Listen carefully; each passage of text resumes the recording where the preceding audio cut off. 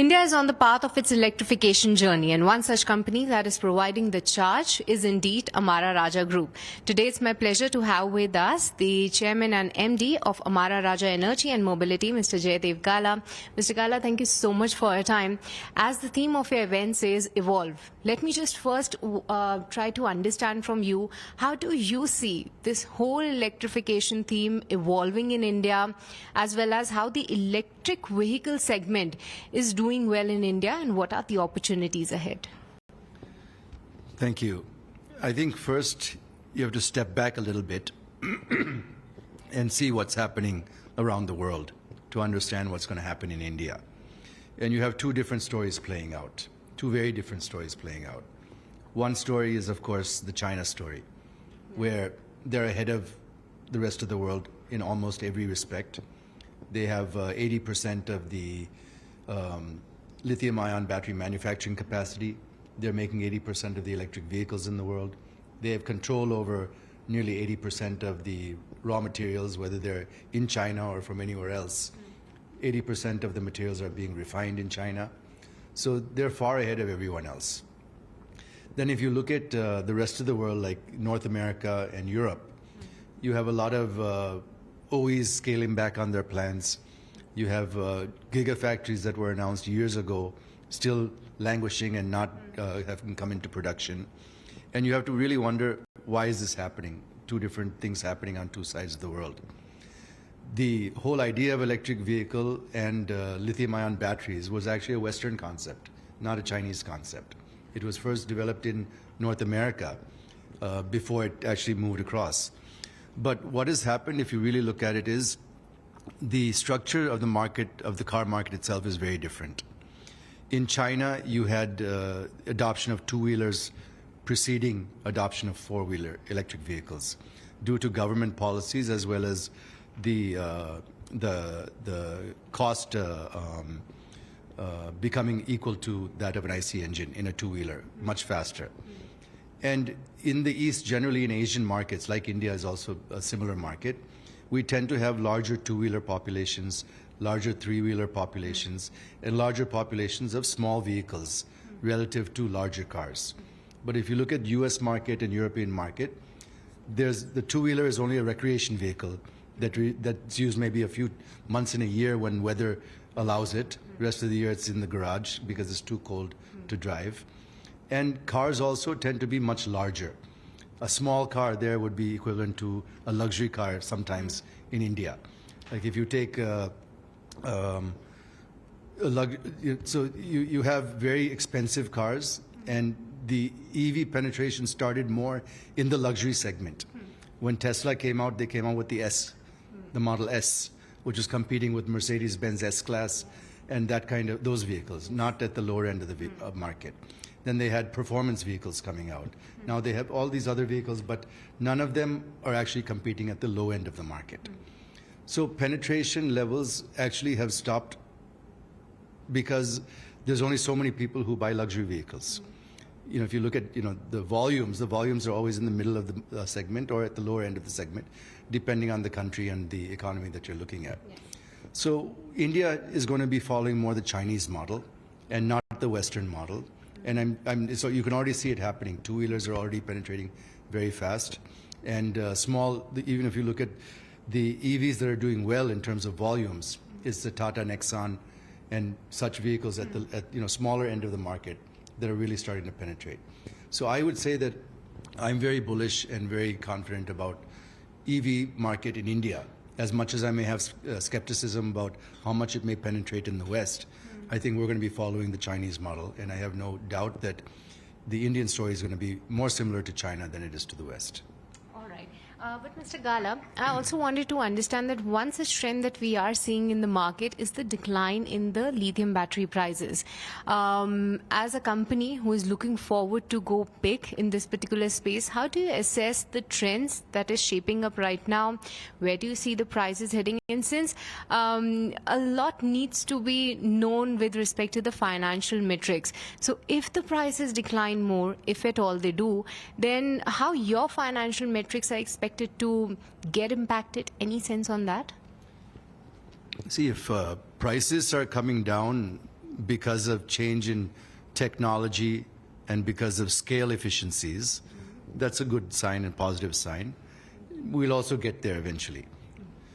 Whereas if prices are coming down because there's an overcapacity in the Chinese market and they're dumping batteries around the world, that's not something that should be encouraged by anyone because it's not sustainable.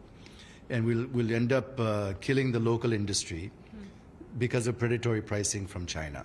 So that needs to be watched out for. As long as the costs are coming down and therefore prices are coming down, it's a good trend. We should encourage it. But without costs coming down and only prices coming down should not be encouraged. Okay, but in the long run or in the medium term, do you see the prices coming down further? And if at all, because since once you have the Gigafactory set up and maybe in the medium term when you start supplying those in a big way, then what's the sustainability or the financial metrics that we look at, like the sustainable margins or the profitability? Do you believe that that will be impacted or a lot of fluctuation is expected? No, I think, as I said, if it's technology driven, that means change in design, change in materials,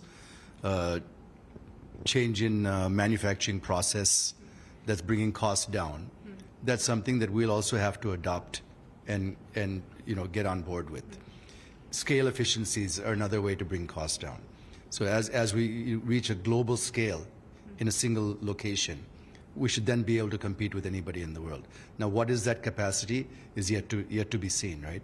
We're thinking it's about 10 gigawatt hours, but I wouldn't be surprised if it's double or triple that finally before we actually get to that level. Only when we actually start operating we'll understand what happens to the cost. But if it's just predatory pricing again, where there's no reduction in cost because of the other factors I mentioned, but it's only because you have an overcapacity, you have to fill your plants and therefore you're dumping it in other countries. That should not be accepted or encouraged by any country because it's very temporary in nature and you're killing your own domestic industry in the process. All right. The other segment that I wanted your thoughts on, Mr. Galla, is the industrial segment, and that's expected to do and flare better even in the medium term while we're talking on the transition from lead-acid batteries to the lithium. But how do you see the industrial segment evolving and what are the big opportunities? Because even the data center theme is playing out well. I was just reading the metrics. By 2023, the market was around 4.4 billion and that's expected to more than double by 27. So is that another opportunity that the company is looking at? So in a fully mature market where both the industrial energy storage segment and the EV segment are mature, the EV segment is going to dominate in terms of volumes. It's like an 80-20. 80% will be in EV and 20% will be in energy storage. But if the EV penetration is slow, that's not going to stop the ESS penetration in India. Today, ESS penetration is also low because nobody's actually investing money in storage. But for the more and more renewable energy is going to take up your energy mix. I think we're already at about 50%, and we expect to go beyond that. Then you have to have a way to store that energy also, because every day is not going to be sunny, every day is not going to have wind. So when you don't have the sun and wind, you have day and night, and you have non-windy days, cloudy days. In order to get energy from that, when it's not generating, you have to rely on storage. Yes. So when demand is less, that excess energy is being used to charge the battery. And when the renewable energy generation is less, it is able to draw from the battery. That will give a lot more stability to the grid, and that's it's badly required. In fact, Indian government also has a policy that if you take all of their renewable energy capacity, at least 20% they should have in storage. But I don't think they've even installed 1% storage so far.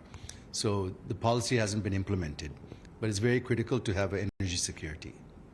All right, and let's talk about some of the recent exciting announcements by Amara Raja, and one such is the tie-up with Ather Energy. Wanted to understand more on the demand metrics that you are seeing, or rather if you can give us a sense on, is the testing done? Have they already tested some of your batteries in their vehicles?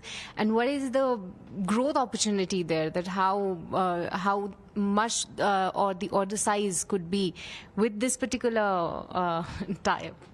So I don't have all the details of that. I think we can probably supply it to you after the meeting is over. But Aether, we've been working with them as a developmental supplier. We've already, I think, started delivering chargers to them. And batteries, they have been making the packs themselves till now.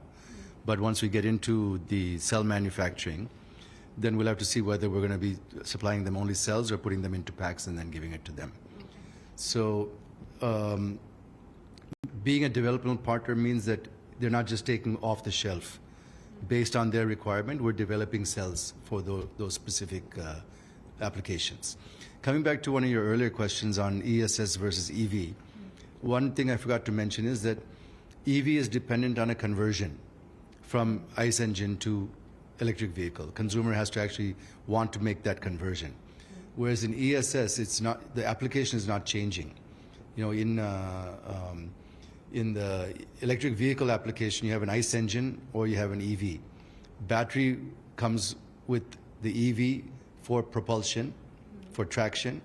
Then there's a low voltage battery in both ICE engine and EV meant for low voltage system, which is for the all the electronics on board. So application itself is changing from a low voltage to a high voltage and for a different type of use altogether. Whereas in ESS, that energy is being used for the same application, whether it's a lithium-ion battery or a lead-acid battery or something else. You know, telecom, it's still for the same requirements. Railways is still for the same requirements. UPS for data center is still for the same application. We're only changing the technology of the battery. Yes. We're not changing the application. So there, the demand growth is more predictable because it's an existing application that's growing at a marginal rate. Here, you're talking about completely transforming the market from ICE engine to an EV, which is a lot more unpredictable. Will it happen? If it happens, when will it happen? How fast will it happen? Is all based on speculation right now. All right. Just the last couple of questions, Mr. Galla. Since you are trying to foray into both of these, that is battery manufacturing as well as supplying the battery packs. But talking about the battery pack segment, a lot of these OEMs are also planning to be in this space, becoming a little more crowded in the Indian landscape. So how are you assessing the competitive intensity here? So you can see by our plans itself, even in this Gigafactory that we're starting the pack assembly unit tomorrow, inaugurating, we expect to have a 16 gigawatt hour capacity for cells, but only a 5 gigawatt hour capacity for packs, because not all of our customers will want packs, right? A lot of our customers will want to make their own packs. If you look at the cost of an electric vehicle today, especially passenger car, 40% is the battery pack with cells. Earlier, in an IC engine, the battery was not even 1 or 2%. Now we're going to 40% with the pack. So no OE wants to give away that entire 40% and outsource it to somebody. So a lot of them are going to want to hold on to the pack making for themselves to retain at least some value addition in-house. Whereas a lot of people may decide to outsource it also. You're going to see different business models. All right. And lastly, Mr. Galla, since we also know that you had a political career as well, and just a while back you left that seat and now all into the business. But going ahead, do you plans to get back to that particular role, or you want to make this business very strong and then maybe go back? So I think when I was stepping away from politics, also I said it's a temporary break that I'm taking. Timeline I didn't talk about, and I'm still not talking about. But I would say that, with the way the results, it was my decision not to contest in 2024 election, general election. When the results came out, I definitely had some FOMO, and for obvious reasons, I think. But I think I'm over it, and my reasons for stepping away are still valid. I'm still happy with my decision. And I think for the next couple of years at least, I'll be focusing on getting this gigacorridor up and running. So does that mean that there's a target that you have set for the gigacorridor to get on board and then maybe get back? No, the target is already set. It's not my target. It's our company's target that we are inaugurating the pack facility tomorrow. Yes. By around April to June of 25, we'll have our first 2 gigawatt hours of cell making pilot capacity ready and running. And by the end of FY27, we'll have 16 gigawatt hours up and running. All right, looking forward to that. And thank you so much, Mr. Galla, for all your time. Pleasure.